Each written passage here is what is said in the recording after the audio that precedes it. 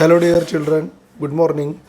Today we are going to see chapter number 8 from Science and Technology Part 2. The name of the chapter is Useful and Harmful Microbes. Which articles we are going to cover in this lesson? Useful microorganisms. Under the article of useful microorganisms, which microorganisms are included? Lactobacilli, rhizobium, and yeast. And the second part is harmful microorganisms. Under the article of harmful microorganisms, which microorganisms are included? Clostridium and others. Okay. So what is meant by microbes? What are their characteristics? Microbes are the living organisms which are not able, which cannot be seen by the naked eyes. What are their characteristics? So they can be harmful. Okay, means they can spread the diseases and they can be harmful for the human life or other living organisms like Clostridium and others, and they can be useful. Okay, like Lactobacilli, Rhizobium, and yeast. Their size varies. Okay, and then they are mostly unicellular organisms.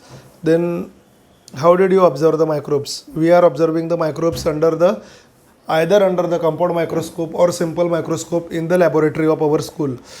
You are familiar with different types of microbes which are all around us but cannot be seen with our eyes.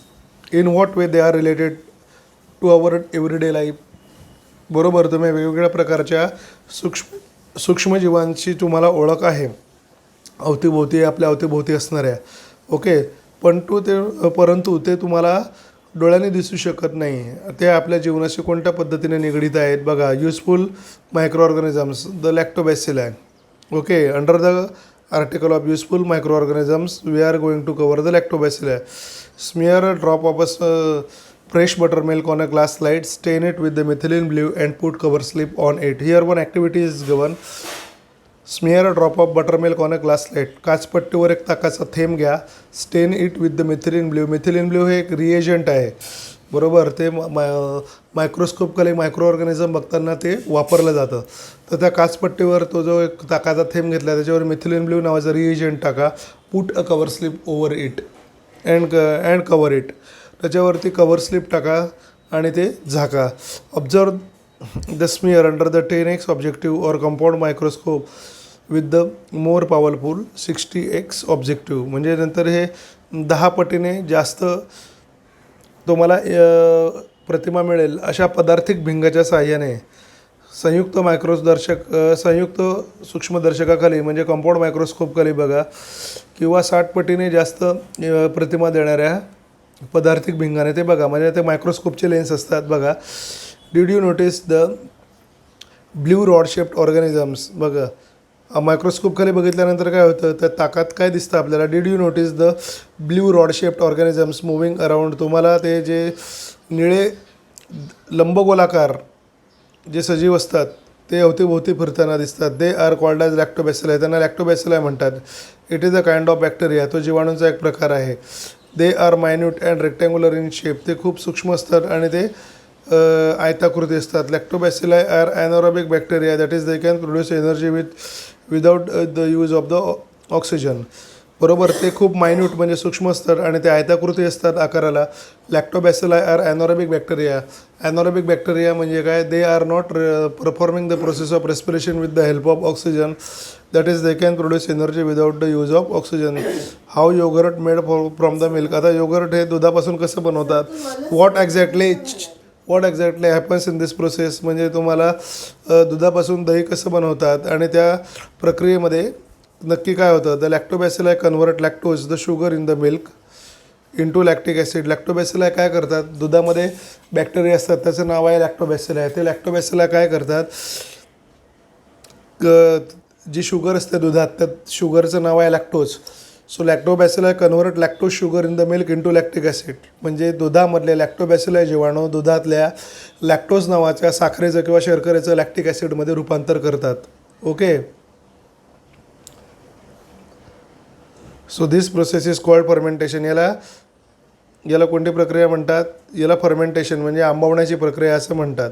Okay, as a result the pH of the milk decreases using a coagulation of the milk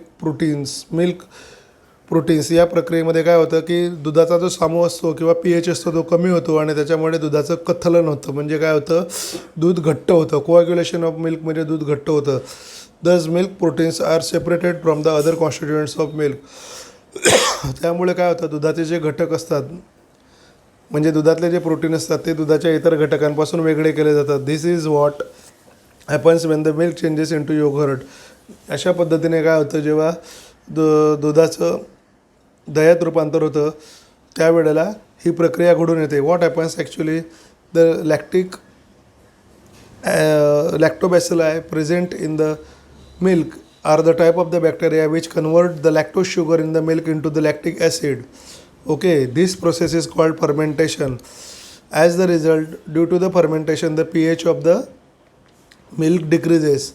P means potence and H means hydrogen, म्हणजे concentration of hydrogen in the, त्याला pH म्हणतात.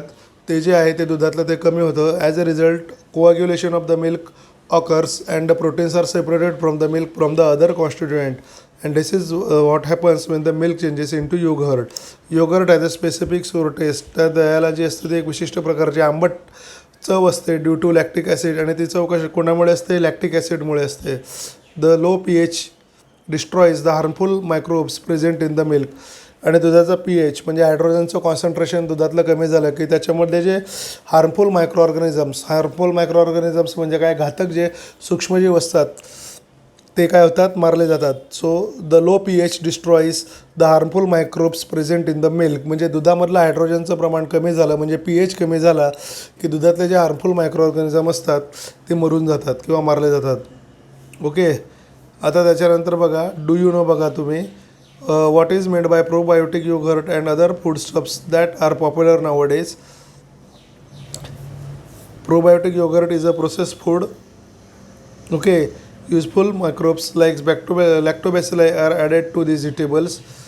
Such eatables are healthy because they kill harmful bacteria like Clostridium in alimentary canal and help to improve the immunity.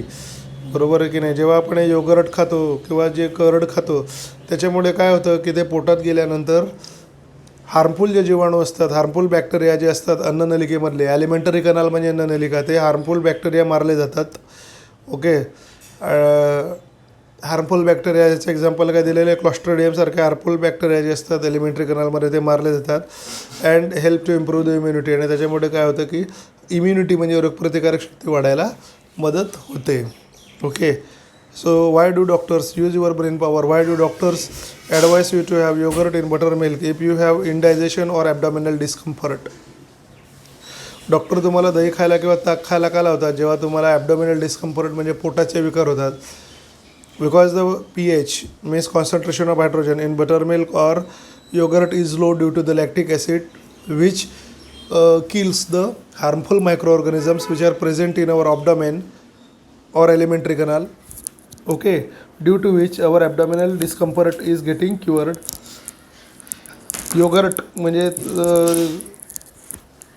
दही, बरोबर, किंवा ताक म्हणजे butter milk. याच्यामुळे काय होतं, याच्यामध्ये लॅक्टिक ॲसिड असतं. ते लॅक्टिक ॲसिडमुळे काय होतं, त्यांचा पी एच कमी असतो आणि ते पी एच आपल्या पोटामध्ये जे हार्मफुल मायक्रो ऑर्गॅनिझम असतात किंवा एलिमेंटरी कनालमध्ये ते मारून टाकतं त्या पी एचमुळे. ते बटर मिल्क किंवा ते दही त्यांचा पी एच कमी असल्यामुळे ते हार्मफुल बॅक्टेरिया आपल्या पोटातले मारतात.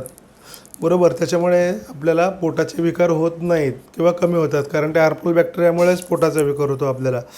समटाईम्स योगर्ट बिकम्स बिटर and fruits up. Y does this happen. काही वेळेला दही आंबतं, बरोबर, किंवा त्याचे तार तुटतात, जास्त बुळबुळीत होतं. असं का होतं.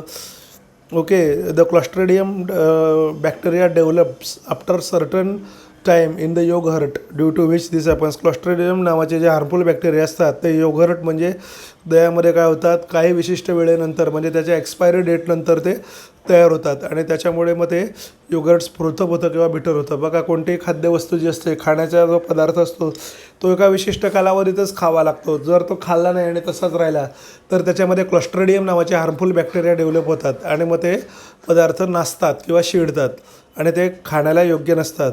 Which different milk products are obtain from the home by fermentation of of the cream from the milk. म्हणजे दुधाच्या साईपासून फर्मेंटेशन केल्यावर कोणकोणते पदार्थ मिळतात, बरोबर. You can prepare a curd, you can prepare a butter milk, you can prepare a yogurt. बरोबर आहे की नाही. ही काय काय बनवू शकतात तुम्ही, दही बनवू शकतात, ताक बनवू शकतात, बरोबर आहे की नाही. त्याच्यानंतर कलाकंद बनवू शकतात. Okay. Now next is use of lactobacilli. So what is the use of the lactobacilli? Various milk products like yogurt, buttermilk, ghee, cheese, shrikhand etc. can be obtained by the fermentation of the milk. काय काय आपण करू शकतो बघा. घी म्हणजे तूप, चीज म्हणजे एक पदार्थ आहे दुधाचा, shrikhand etc. can be obtained from the fermentation of the milk. Second point, lactobacilli fermentation is useful for the large scale production of cider, cocoa, pickles of vegetables etc. Lactobacilli fermentation जे आहे म्हणजे लॅक्टोबॅसिलाई जे फर्मेंटेशन होतं ते useful म्हणजे ते उपयोगी होतं, बरोबर. For the large scale production of cider, कोणत्या मोठ्या प्रमाणावरती प्रोडक्शन होतं, बरोबर. त्याचं लॅक्टोबॅसिलाई फर्मेंटेशन मोठ्या प्रमाणावर होतं आणि मग त्या फर्मेंटेशनपासून सायडर तयार होतं, म्हणजे ॲपल ज्यूसला सायडर म्हणतात. त्याच्यानंतर cocoa, pickles of vegetables etcetera.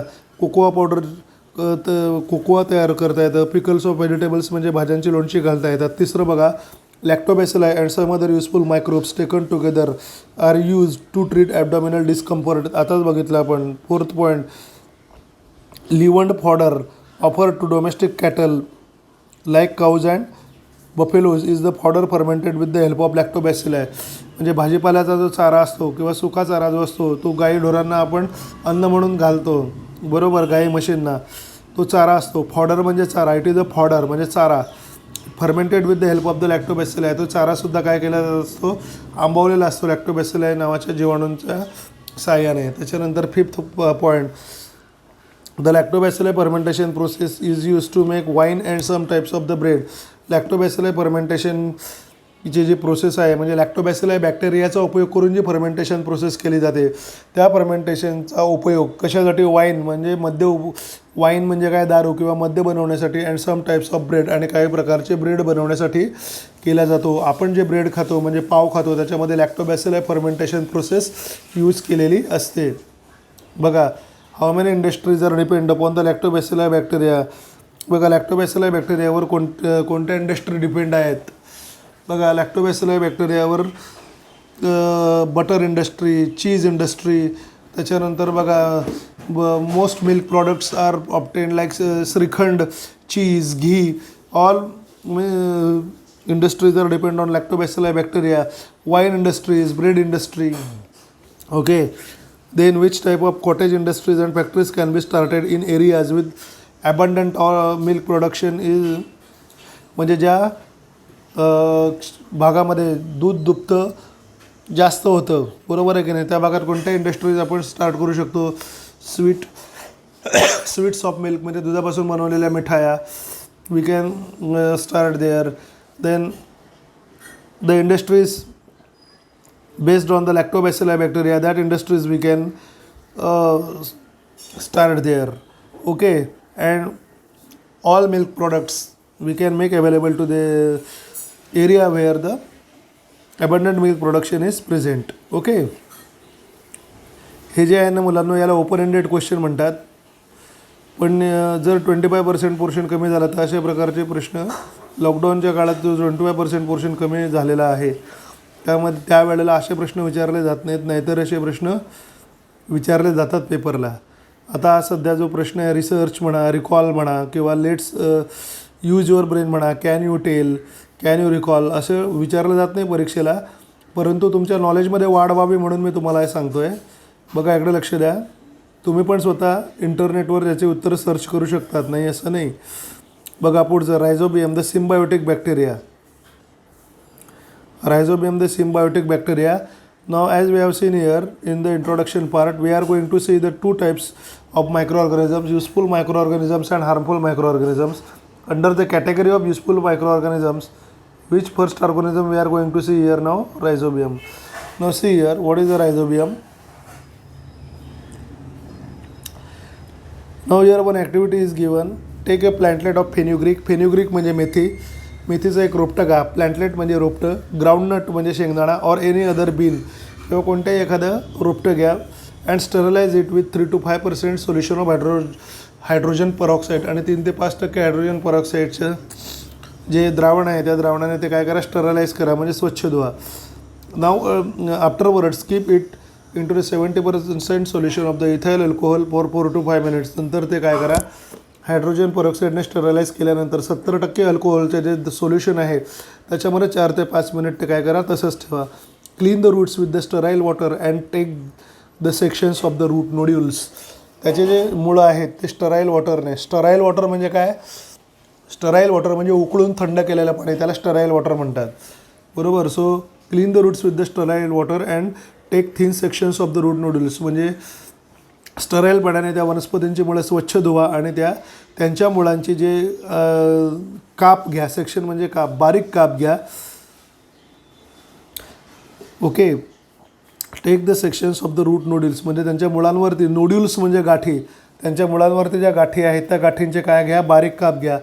Select a good section and place it in a solution of safranine for 2 to 3 minutes. एक चांगला काप घ्या, मुळांवरती गाठी असलेल्या एक चांगला बारीक काप घ्या आणि त्याच्यानंतर तो सॅफ्रनाईन सोल्युशनमध्ये 2 ते 3 मिनिट ठेवा. Place the stained section of the glass slide आणि त्याच्यानंतर मग काय करा, स्ट्रेंड सेक्शन ऑफ म्हणजे ऑन अ ग्लास स्लाईड म्हणजे एक चांगला जो भाग आहे सॅफ्रनाईन सोल्युशनमधला तो घ्या आणि तो काचपट्टीवर ठेवा. Cover it with a cover slip. त्याला कवर स्लिपने काय करा, झाका. Observe it under the compound microscope.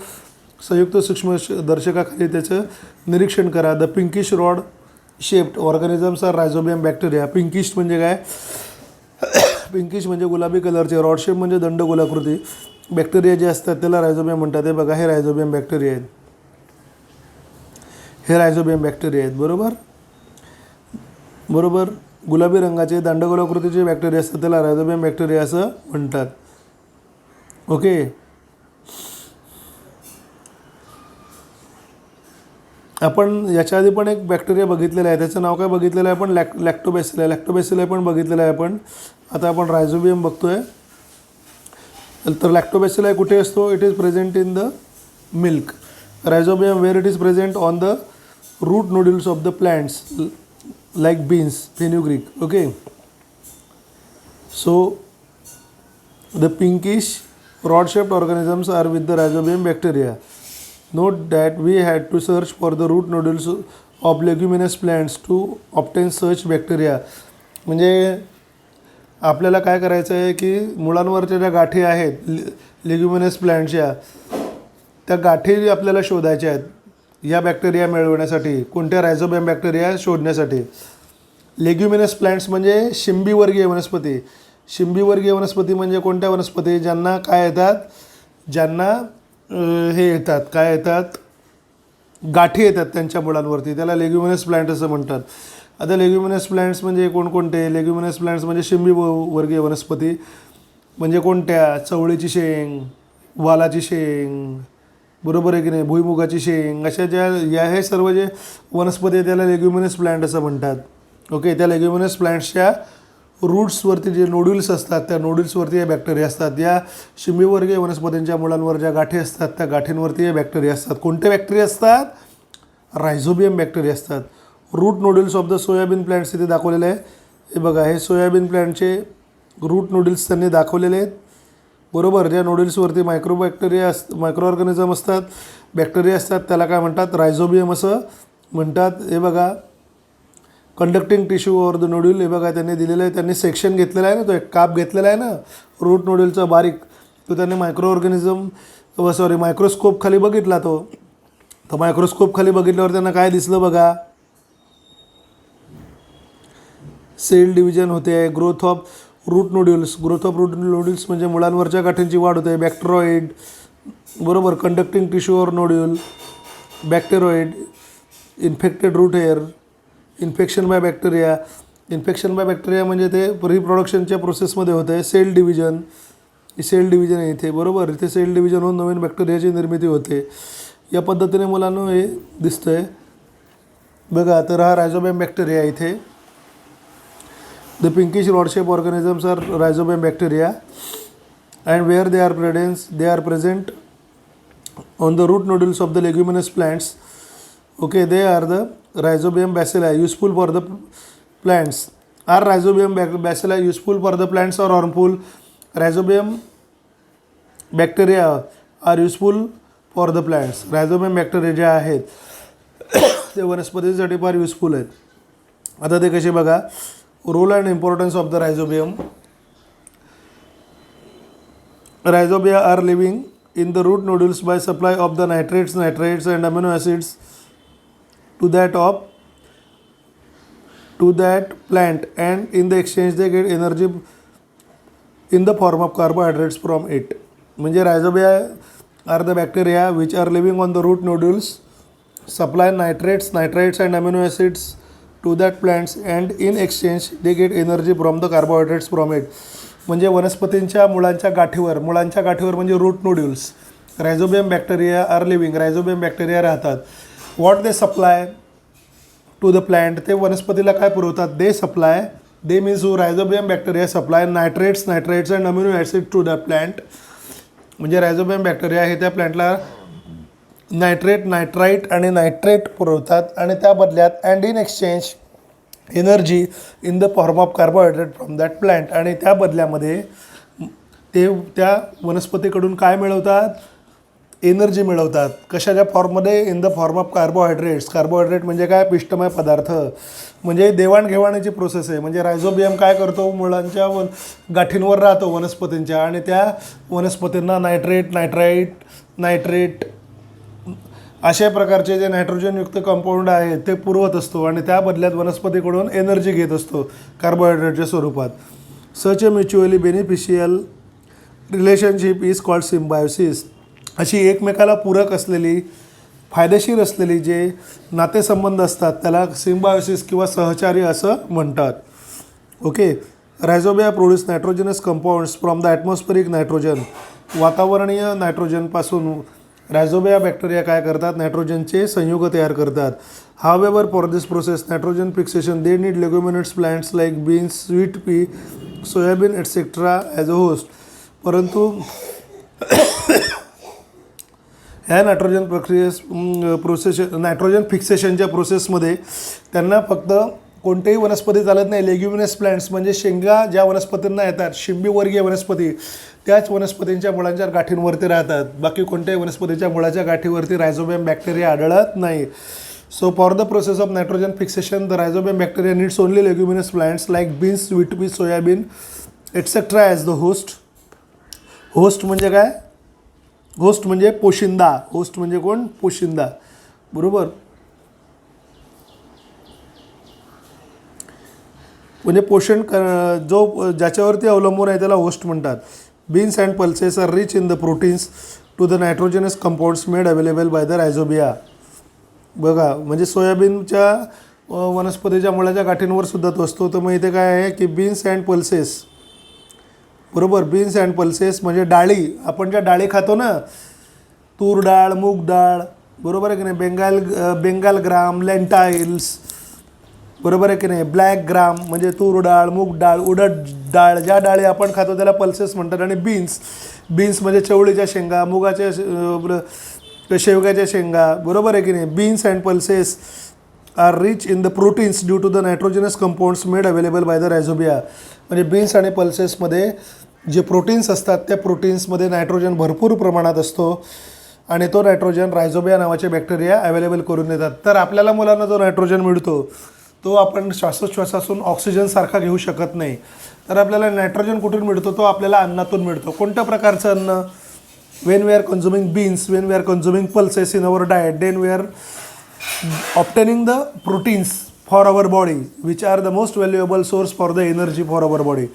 जेव्हा आपण शेंगा खातो, जेव्हा आपण डाळी खातो, तेव्हा त्याच्यातून आपल्याला प्रोटीन मिळत असतात, आणि प्रोटीन हा ऊर्जेचा समृद्ध स्रोत आहे आपल्या शरीरासाठी. का? कारण प्रोटीनमध्ये नायट्रोजन भरपूर प्रमाणामध्ये असतो, आणि त्यामुळे नायट्रोजन आपल्याला मिळत असतो. श्वासोच्छ्वासातून आपल्याला नायट्रोजन मिळत नाही. ओके. तर हे जे एवढं हायलाईट केलेलं आहे हे तुम्हाला आज वहीमध्ये लिहून काढायचं आहे आणि ग्रुपवर पाठवायचं आहे. Okay. See here, after harvesting a